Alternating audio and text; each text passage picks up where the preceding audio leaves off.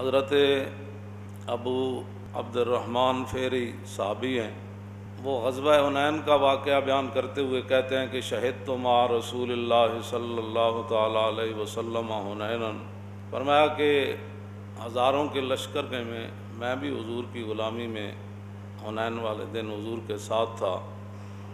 فسرنا فی یوم قائز شدید الحر، فرمایا جس دن ہم رسول اللہ کی غلامی میں چل رہے تھے وہ بڑا گرم دن تھا۔ فی یوم قائز شدید الحر، دن بھی گرم تھا اور نہ پوچھو کہ گرمی کتنی تھی۔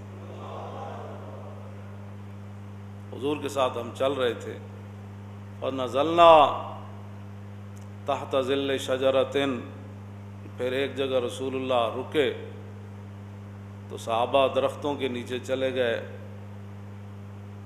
آرام کرنے کے لیے، تو میں بھی ایک درخت کے نیچے چلا گیا۔ فلما زالت الشمس، فرماتے ہیں جب سورج ڈھل گیا، یعنی حضور سورج ڈھلنے سے پہلے مسلسل چلتے رہے گرمی میں۔ صحابہ پر لاکھوں سلام ہو، انہوں نے پھر چیزیں بھی پوری بیان کی تاکہ بعد میں آنے والے اگر مگر سے کہیں دین سے بیزار نہ ہو جائیں اور تھوڑی سی تکلیف دیکھ کر کہیں دین کو چھوڑ نہ دیں۔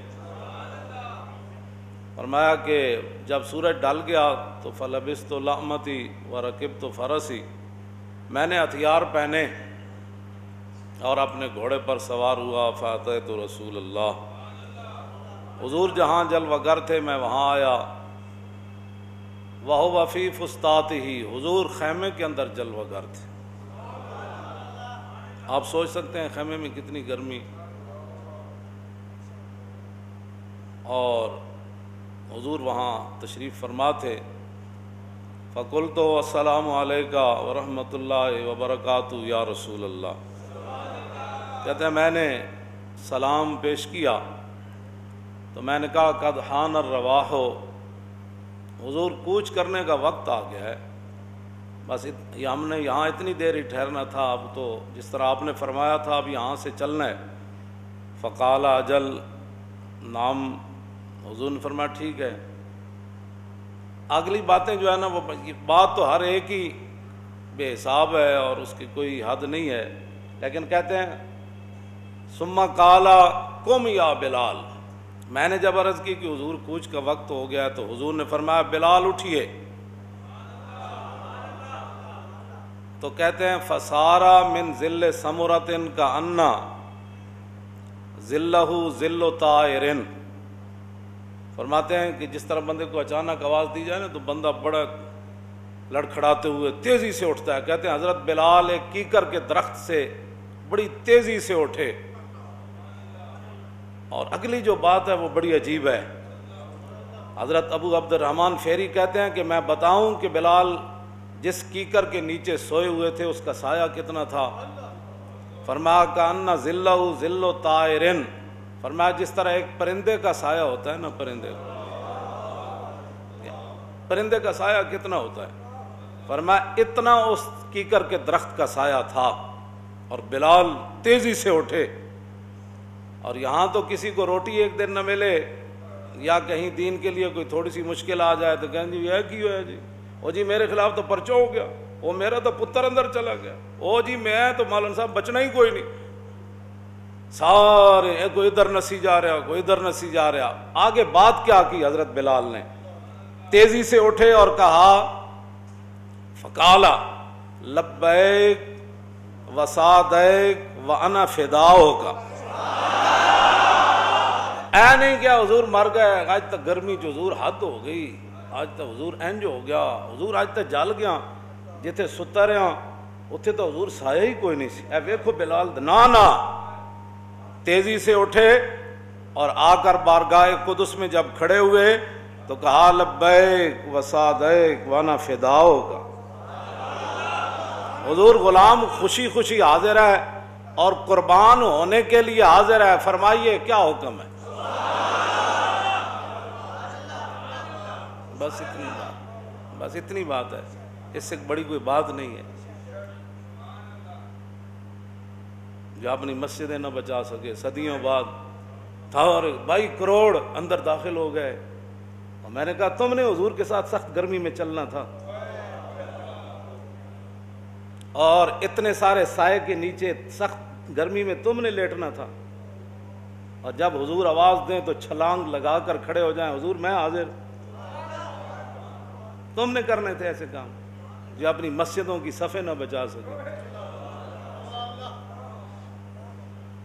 جو اپنی مسجدوں کی صفیں نہ بچا سکے. یہ اس طرح کی جو نماز یہ پڑھوانا چاہتے ہیں نا, اس طرح کی نماز کو دیکھ کر انہوں نے چونکہ تاریخ پڑھی ہوئی ہے, تو حضرت رومی جب سفیر آیا نا تو حضرت عمر کے دور میں اور نماز کا ٹائم ہو گیا تو حضرت عمر نے فرمایا باہر کھڑا ہو دیکھ ہم اللہ کے سامنے کیسے سر و سجود ہوتے ہیں.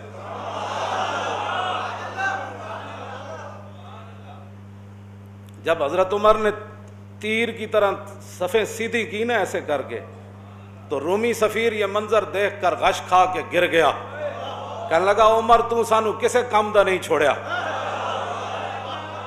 یہ قوم جو پانی پلانے پر لڑ پڑتے تھے, تو انہیں ایک ہی صف میں ایسے سیدھا کیا جیسے تیر سیدھا ہوتا ہے. اس صف کو دیکھ کر کافروں کا جو سفیر تھا وہ بھی گر گیا تھا. جو صفیں تم بنانا چاہتے ہو ان کو دیکھ کر تو کوئی تصور بھی نہیں کرے گا کہ یہ وہ نماز تھی جو رسول اللہ نے پڑھائی تھی. اور پھر جن لوگوں نے دین کی حفاظت کرنی تھی, 40-40 لاکھ مرید, دین کے بڑے کام ہو رہے تھے, تو میں نے کہا کون سے کام ہو رہے تھے؟ ایک بتاؤ بات, جب تم دین کے لیے کھڑے ہو کبھی سپیکروں کے اتارنے سے لے کر علماء کے اوپر والے سپیکروں میں تقریریں بند کرنے سے لے کر نصاب سے قرآن و حدیث نکالنے سے لے کر ختم نبوت پر ڈاکے سے لے کر ممتاز قادری کی پھانسی سے لے کر, اور آج مسجدوں کی صفوں کے اندر بھی اتنا وقت, تم بتاؤ تم کب کھڑے ہوئے ہو دین کے لیے؟ تم نے تو ہر موقع پر, اقبال کہتا ہے نا یہ مصرع لکھ دیا کسی شوخ نے محراب مسجد پر کہ یہ ناداں گر گئے سجدے میں جب وقت قیام آیا. منڈیوں میں وقفے نہ ہوئے, بازاروں میں وقفے نہ ہوئے. ایک پولیس والا تھانے دار گاڑی میں آتا ہے تھانے سے, پوری نفری بٹھا کر لاتا ہے, وہ 5 فٹ پر نہیں بٹھاتا اپنے ملازم, لیکن وہی جب مسجد میں آ جائیں تو 5 فٹ کا وقفہ ضروری ہو جاتا. 5 باپ بیٹے گھر سے نکلے تراویح پڑھنے کے لیے, گھر میں بھی اکٹھے بیٹھے تھے اور گاڑی میں بھی اکٹھے بیٹھے ہیں, لیکن جب مسجد کے دروازے کے اندر آ گئے تو کہا نہیں 5-5 فٹ دور ہو جاؤ. گھر میں بھی 5 باپ بیٹا اکٹھے بیٹھے تھے, ان کو نہیں لگا کرونا اور گاڑی میں بھی نہیں لگا, لیکن جب مسجد میں داخل ہوئے تو کرونا آ گیا. اقبال قلندر لاہوری نے یہ بات کی تھی, کہتا از غلامی دل بمیرت در بدن, از غلامی روح گردت بار تن, از غلامی ذوف پیری در شباب, از غلامی شیر غاب افگند ناب, از غلامی بزم ملت فرد فرد, این و آن با این و آن اندر نبرد. میں کہتا تھا اقبال یہ بات کیسے کر گیا, کے اندر قیام وہیں در سجود, کاروبارش چوں صلاتے بے امام.